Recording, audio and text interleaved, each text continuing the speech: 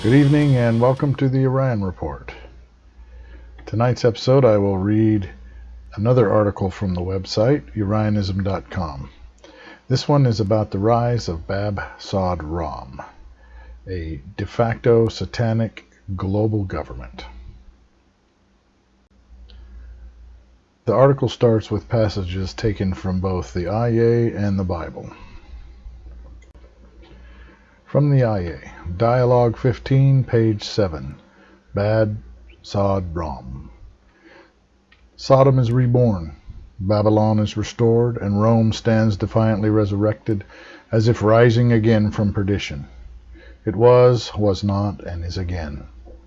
Global Bab Sod Rom arises as a monstrous amalgamation.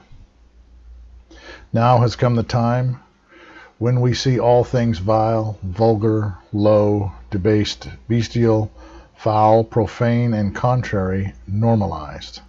All things wholesome, decent, ascendant, majestic, elevated, aspirational, sacred, righteous, and holy, defamed and slandered and denounced. Isaiah 5:20. Woe unto them that call evil good and good evil, that put darkness for light and light for darkness, that put bitter for sweet and sweet for bitter. 2 Timothy 3. But mark this, there will be terrible times in the last days. People will be lovers of themselves, lovers of money, boastful, proud, abusive, disobedient to their parents, ungrateful, unholy, without love, unforgiving, slanderous, without self-control, brutal, not lovers of the good, treacherous, rash, conceited, lovers of pleasure rather than lovers of God, having a form of godliness but denying its power, having nothing to do with such people. They are the kind who worm their way into homes and gain control over gullible women, who are loaded down with sins and are swayed by all kinds of evil desires, always learning but never able to come to a knowledge of the truth. 2 Corinthians 4:4. In their case, the God of this world has blinded the minds of the unbelievers to keep them from seeing the light of the gospel of the glory of Christ, who is the image of God. Ephesians 2:1-3. As for you, you were dead in your transgressions and sins, in which you used to live when you followed the ways of this world and of the ruler of the kingdom of the air, the spirit who is now at work in those who are disobedient. All of us also lived among them at one time, gratifying the cravings of our flesh and following its desires and thoughts. Like the rest, we were by nature deserving of wrath. Jonah 2:8. They that observe lying vanities forsake their own mercy. Matthew 4:8-9. Again, the devil took him to a very high mountain and showed him all the kingdoms of the world and their splendor. All this I will give you, he said, if you will bow down and worship me. Deuteronomy 32:16-17. They made him jealous with their foreign gods and angered him with their detestable idols.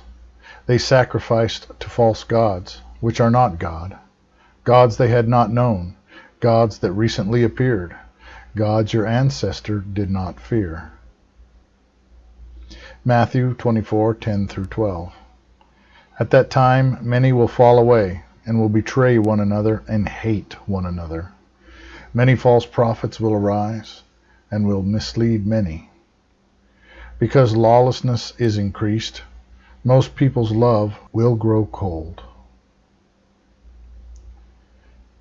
1 John 2:18-19. Children, it is the last hour. And just as you heard that Antichrist is coming, even now many Antichrists have appeared. From this we know that it is the last hour. They went out from us, but they were not really of us. For if they had been of us, they would have remained with us. But they went out, so that it would be shown that they are all not of us. 2 Peter 3:3-4. Know this first of all, that in the last days mockers will come with their mocking, following after their own lusts, and saying, Where is the promise of his coming? For ever since the fathers fell asleep, all continues just as it was from the beginning of creation. Romans 1:28-32. And even as they did not like to retain God in their knowledge, God gave them over to a debased mind, to do those things which are not fitting, being filled with all unrighteousness, sexual immorality, wickedness, covetousness, maliciousness, full of envy, murder, strife, deceit, evil-mindedness. They are whisperers, backbiters, haters of God, violent, proud, boasters, inventors of evil things, disobedient to parents, undiscerning, untrustworthy, unloving, unforgiving, unmerciful, who, knowing the righteous judgment of God, that those who practice such things are deserving of death, not only do the same, but also approve of those who practice them. John 8:44. You are of your father the devil, and the desires of your father you want to do. He was a murderer from the beginning, and does not stand in the truth, because there is no truth in him. When he speaks a lie, he speaks from his own resources, for he is a liar and the father of it. Overview. 3 kingdoms. This is the bulk of the article.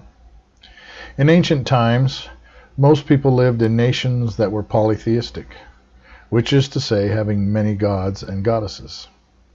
They tended to create idols, images of their god or goddesses, and worship them, making offerings to them in temples, and their rites ranged from simplistic prayer to extreme votives of blood and/or orgiastic ritualism.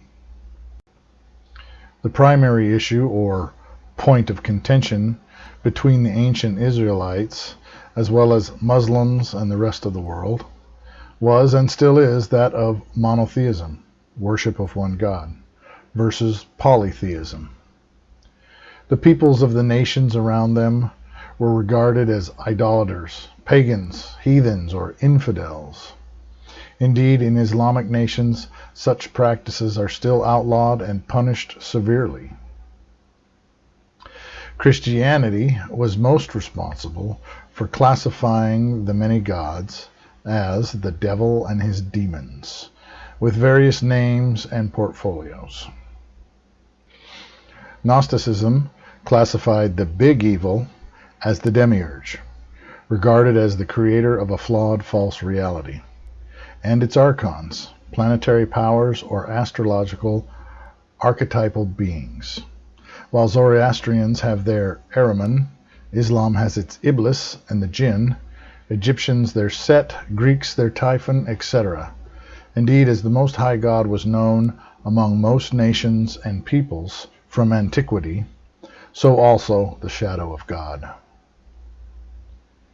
Urian teachings emphasize that most humans are the unwitting servants, children of various astral and etheric entities, known variously as archons, demons, or the spirits of idols, false gods, not by their conscious choice, but by the consensus totality of their thoughts, words, and actions, or inactions.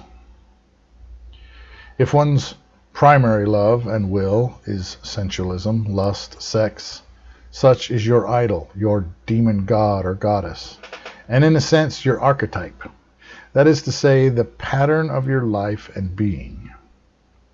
If one's primary love and will is war, weapons, militarism, and martial devotions, violence, your idol, your innermost god, is war. Obsessed with athleticism, sports, competitiveness, The ancient Greeks and Romans called that entity Nike, the goddess of victory. I could go on and on about the various inner idols, who are indeed collective archetypal entities, soul eaters, energy vamps, yet such are simply put not God or ungod, that which we Urians refer to as vanities. More specifically are those entities that encourage and feed upon thoughts, words, and actions that are related to the pattern of figurative Cain and the line thereof. That is to say, the idols of civilization. That is, vain pursuits become prominent only when one's life is not consumed with the all-consuming interests of day-to-day survival. The vain powers are the idols of unnatural things and ways, rebellion against both God and nature or biology. The elders, or old ones, are pre-civilization archetypes, primitive patterns of thinking, speaking, and behaving. More than that, they are patterns of the collective will and experience of natural mind, animals. You might say that the elder powers are the gods and goddesses of nature, and are born of the collective experiences of nature, the disembodied minds of untold multitudes of creatures who have lived and died on this planet for millions of years. So the spirits are elders of all cats, of all canines, of bears or pigs, or falcons or birds in general, on and on, but also of natural humanity, the hunter-gatherers, the primitive tribal peoples, before the rise of civilization, the figurative line of Cain. Unlike most monotheisms, Urians recognize a neutral or middle region between good and evil, light and darkness, reflected in notions of limbo, purgatory, Avalon, Anwin, the idea of the fairy folk. And in this, the natural state, as an innocent condition, as if lacking the knowledge of good and evil, functioning on instinct and its logic alone. Natural law tends to trump moral law in terms of survival, and often haunts modern societies, tainting even those who aspire to holiness. Indeed, there is ever a tug-of-war between the powers of degenerate vanity and the forces of natural order, figuratively reflected in the tales of vampires versus lycanthropes. Among us humans, there have always been men and women who aspire to live in harmony with nature, return to an ancient way of life as hunters and gatherers, subsistence living. And the holiest humans have often been those who embraced a hermit-like existence in the wilderness. In this, we can also say that humans who strive to forsake the unnatural ways of civilization and embrace the primitive, seeking the purity of the wilderness, cannot be regarded as evil, but as seekers of the Fey way of life. From Galatians 4:3. So also, when we were under age, we were in slavery under the elemental spiritual forces of the world. Colossians 2:8. See to it that no one takes you captive through hollow and deceptive philosophy, which depends on human tradition and the elemental spiritual forces of this world, rather than on Christ. Final note. Christ, in Urian teachings, is the anointing into the cause of the Word, most especially present in the primary human face thereof, Jesus, Yeshua, the Christ, the anointed or chosen one. The angelic, the energetic minds that call us toward ascendance, transcendence, elevation, improvement, self-discipline, altruism, a higher order. the impulse to raise that city on the hill and light beacons in the darkness, construct lighthouses on the rocky shores, urging humans to overcome both the basic animal instincts and the tendency toward degeneracy. Yes, this influence has always been among us, also, though is often perverted and twisted, warped even by its own good intentions, or infiltration by the corrupt. The angelic archetypes of human personality, souls, these we call aeons, eternal patterns of the good and the sublime, seen among a minority in most generations, as those whose hearts answer to a divine ideal. Never perfect, as they are still in animal bodies and live in debased civilizations, but striving, as best they are able, to make the world a better, more ordered, moral, compassionate place, and light the way to higher ground. Defacto Satanism. Opposition to the divine is, by default, satanic. Religion universally has always asked humans to go against their natural instincts and unnatural urges, because true sentience is only achieved when one overcomes the programming and can say no to degeneration, the tendency toward inner entropy. How can one be immortal if one cannot look beyond mortal, meat-minded thinking and behaving? The instinct to return again and again, as if an institutionalized convict, or like a gerbil on the wheel of the world, is the ruin of most souls in every generation. Still, the petty idols of the past are, in the present era, merging into one supreme shadow collective unconscious, the collective unconscious state of I am not, leading the herds to mass self-destruction in a more permanent abyss of utter alienation both from the divine and the natural, drawing the greater portion of humanity into pit traps of the soul and spirit. Again, to oppose the will, the word, and the wisdom of God is by default satanic. Taking your stand against the holy ones, God, Emmanuel, the angels and saints of the Most High, is anti-God, anti-Spirit, anti-Christ.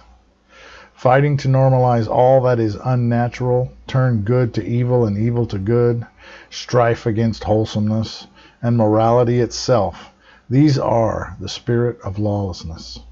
See 2 Thessalonians 2:7. The love of drunkenness and narcotic toxification, the love of sensualism and perversion, the love of violence and conflict, the love of death and darkness, the love of money and material possessions, the love of the body, the flesh, the love of self, the very worship of self. If, for such idols, you take your stand, then know what side you stand upon.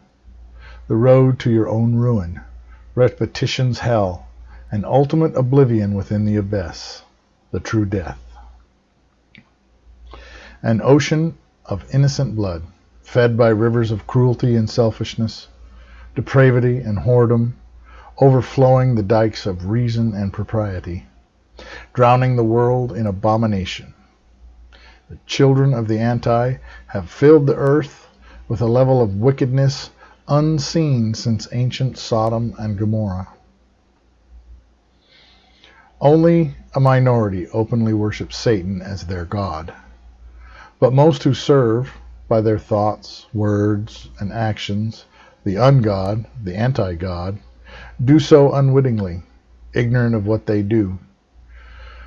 Though in an age awash in knowledge, freely and readily available, Daniel 12:4, ignorance can no longer be considered any valid excuse. I do wonder about those who bow down to the idols of this age out of a desire to go along and get along, while despising both the idols and the clergy of the Defacto Satanic cult of woke, submitting to the point of denouncing those they secretly agree with, reluctantly taking the vaccination while wishing they could avoid it. Perhaps for this reason, the cowardly are named among those who will be locked out of New Jerusalem. Lastly, Bab Sod Rom. What is it? In effect, a global government that is anti-divine, unnatural, amoral, nihilistic, technocratic, militantly secular, without conscience, elevating all that is ungodly and immoral, while oppressing all who hold to values and worldviews originating in the angelic planes of being. Indeed, this cabal, with its brainwashed cohorts, are against natural law itself, imposing abomination and vileness, the acceptance of demonic values upon the world population. This Antichrist, anti-divine spirit is seen in the WEF UN 2030 agenda, which seeks to introduce, in its simplest terms, a neo-feudal global government. We will own nothing, and they, the ruling elites, will own everything, including us. The Davos billionaires and millionaires are the new aristocracy, belonging to secret societies that openly venerate ancient pagan deities such as Moloch and Baal, as well as Lucifer itself, viewed as the archetype of secular illumination and rebellion against traditional ideals, often reveling in all manner of vulgarity and horror, sorcery and hedonistic occultism, primarily the ideas of Aleister Crowley. They propose to make the peasantry and serfs, us, consume bugs and pets alike, and have even begun using pop culture, movies, comedy, cartoons, etc., to condition us to eventually accept the eating of other human beings. They deliberately unleashed a virus on the world in order to speed up implementation of their agenda, and have pushed gene therapy on humanity that is not meant so much to save as to help cull the population over time, reduce birth rates, greatly elevate death rates, while also pushing a social credit score system, a surveillance state, increasing lawlessness, and intentionally sabotaging world food supplies and energy costs, all while criminalizing self-defense and persecuting anyone who speaks out against the bizarro worldview of the cult of woke, COW. In America, there is now a two-tiered justice system, favoring those who are part of the agenda, and ever more severely punishing anyone who strives against it, using whatever justification they can find or contrive to disarm the population, in preparation of their full dictatorial revealing, when all the masks come off and their vision is imposed without restraint. Well, that's it for tonight. If you'd like to read the article for yourself or find out more about Urianism and how we see things, please visit us at the Urian site, www.urianism.com.